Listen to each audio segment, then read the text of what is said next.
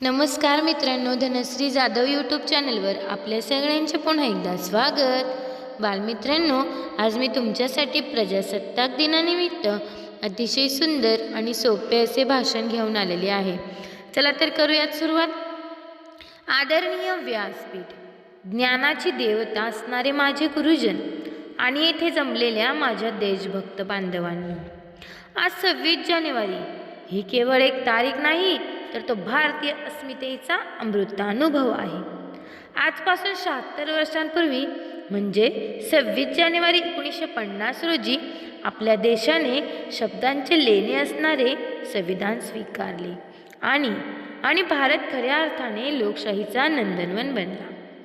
ज्याप्रमाणे सूर्याच्या पहिल्या किरणाने अंधार नष्ट होतो, त्याप्रमाणे संविधानाच्या रूपाने या देशातील अन्याय आणि विषमतेचा काळोख दूर झाला। स्वातंत्र्य जर आपल्या शरीराचा प्राण असेल, तर प्रजासत्ताक हे त्या शरीराचे चैतन्य आहे।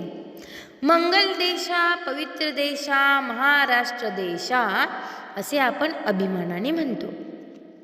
पण आजचा दिवस संपूर्ण भारताच्या एकात्मतेचा सोहळा आहे।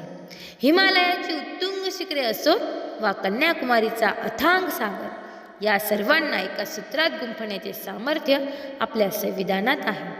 मित्र हो, आजचा भारत हा चंद्राला गवसणी घालणारा आहे। आजच्या स्पर्धेच्या युगात मला सांगावेसे वाटते की आपण फक्त डिग्री मिळवणारे तरुण न बनता कौशल्य आत्मसात करणारे तरुण बनले पाहिजे। विकसित भारत 2047 हे स्वप्न पूर्ण करण्याची ताकद आज माझ्या समोर बसलेल्या युवा पिढीमध्ये आहे।